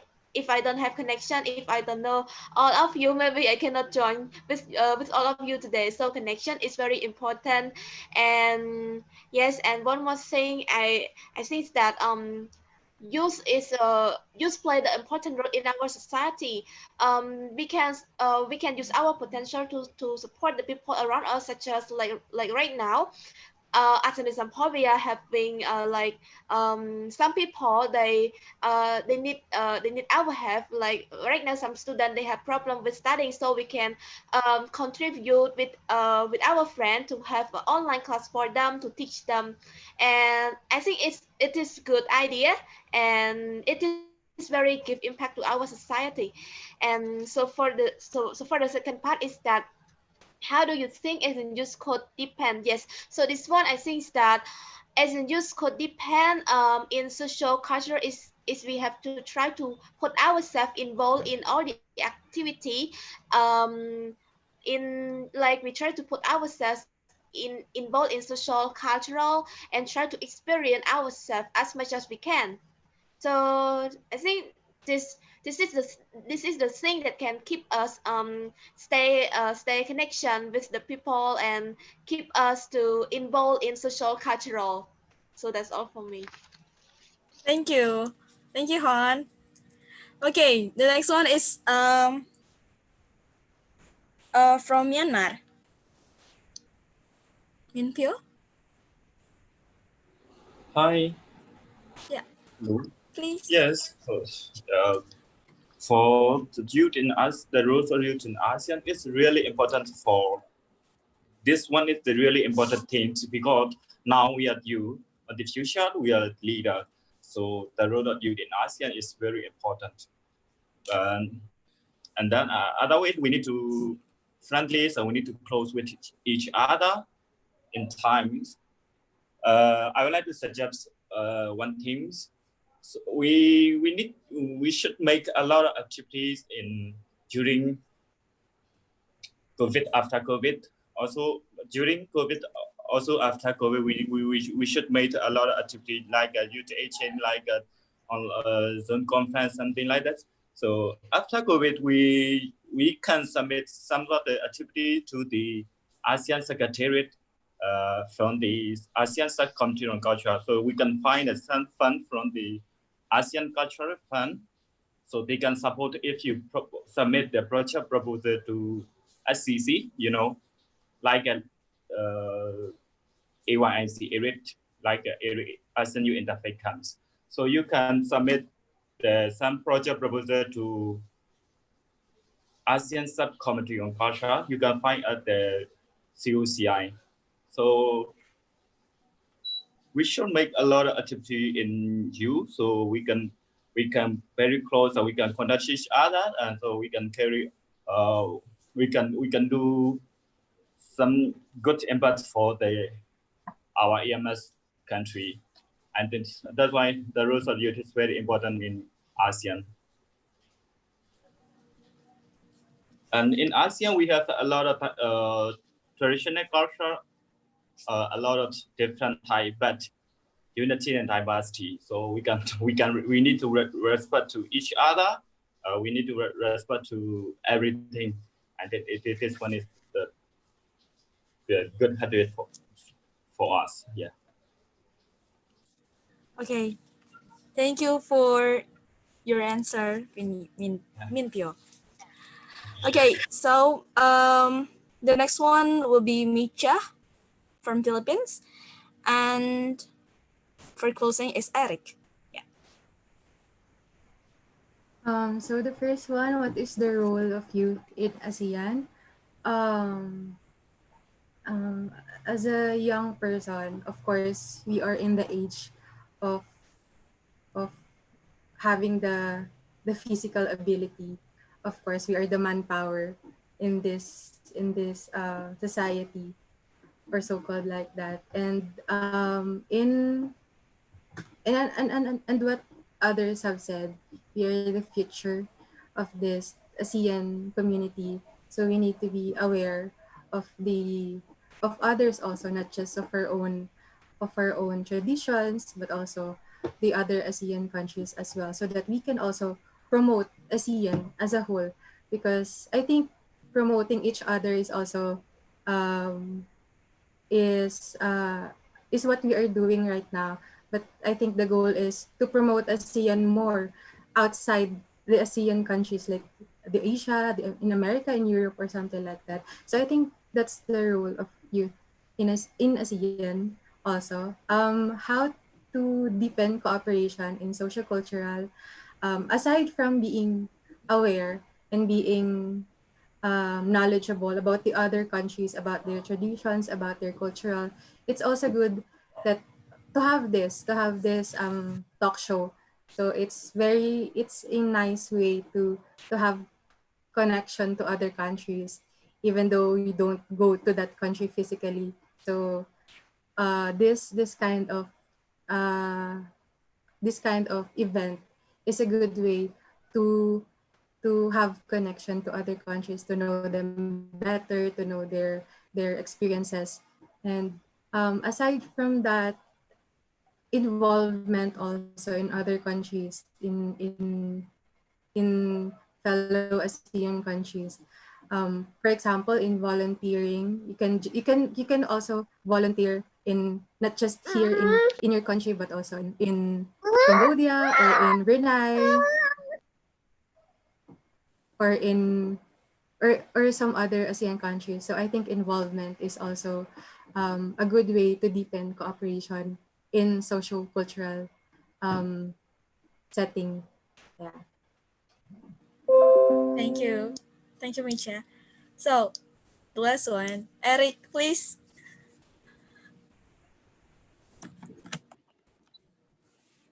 Okay.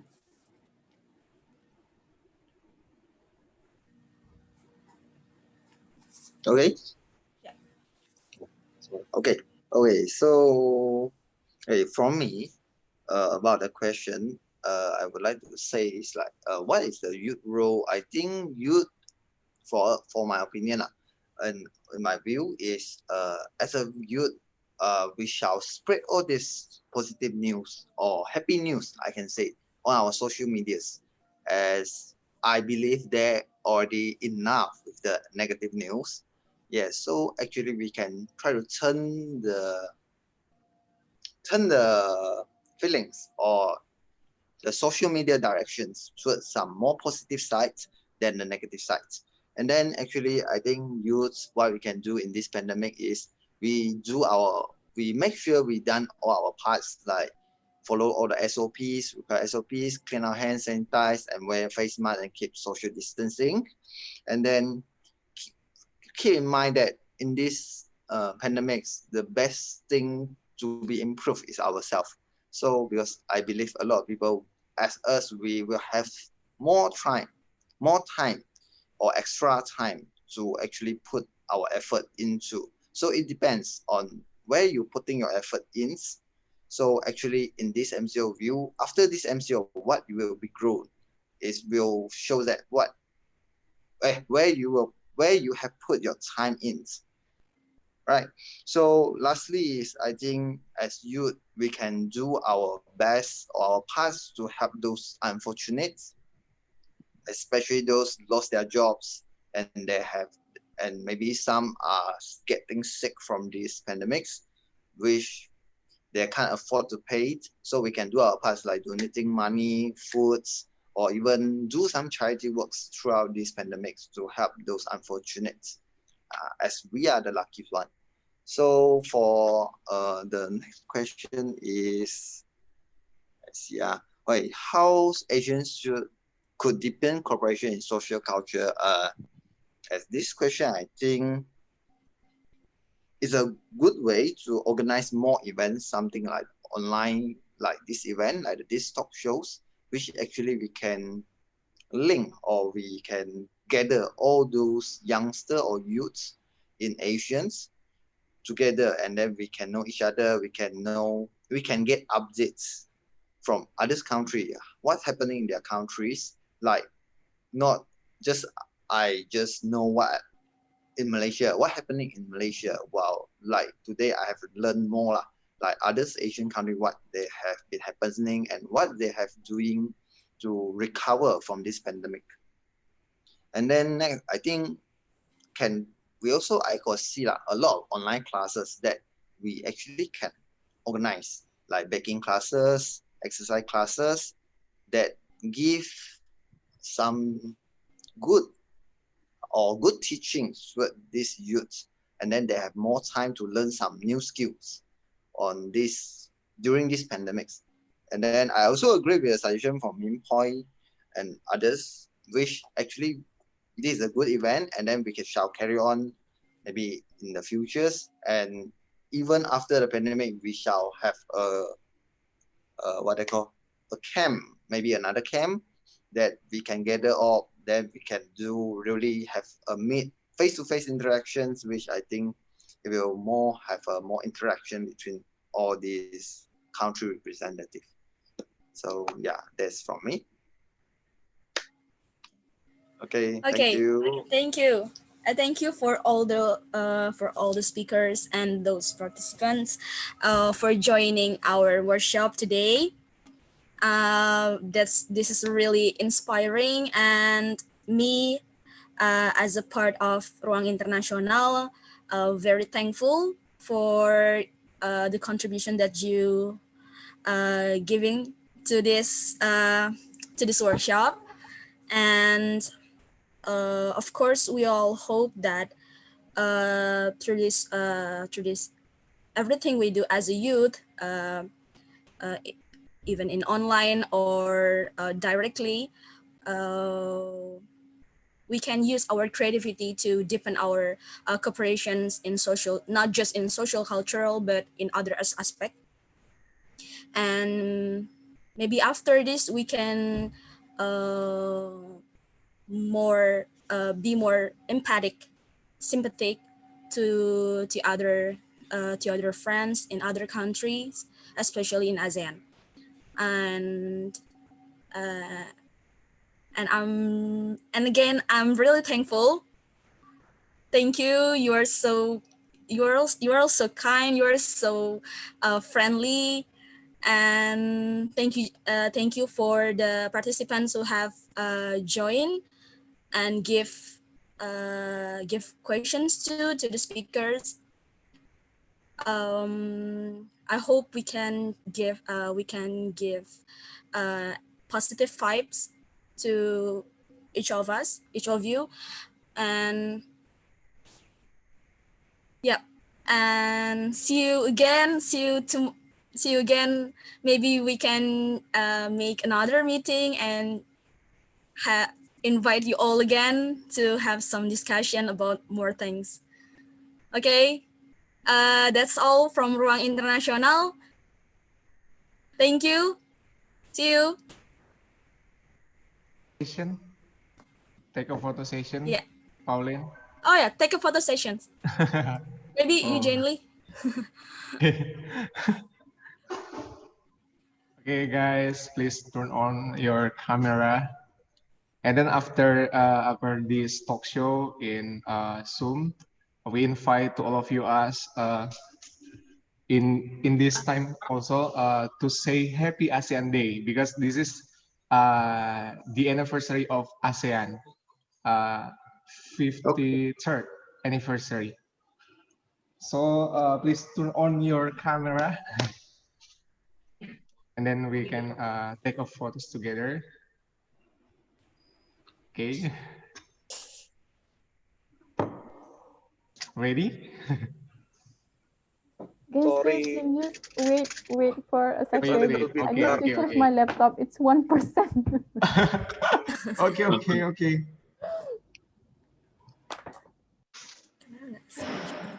Okay, radio.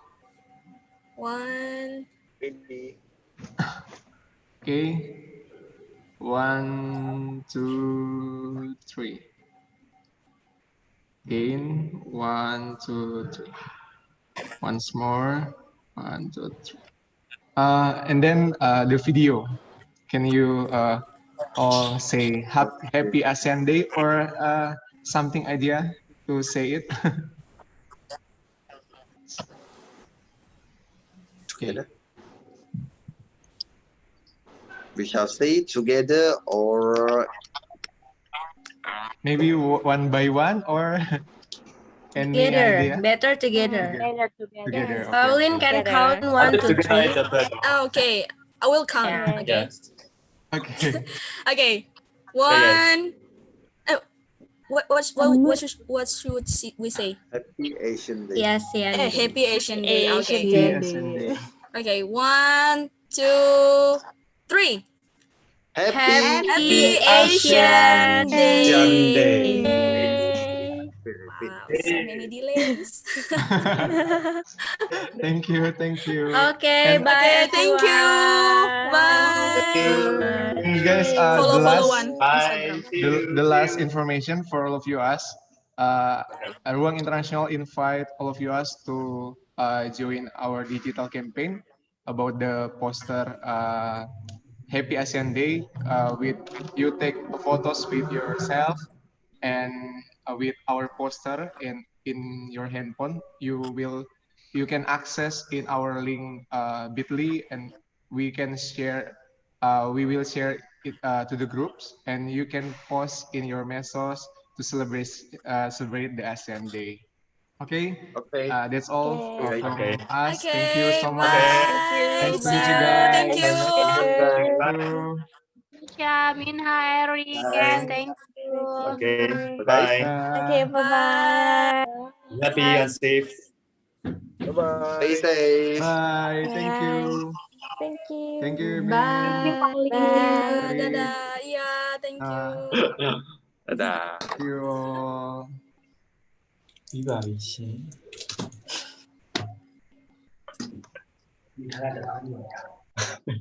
不用风扇了。不用风扇。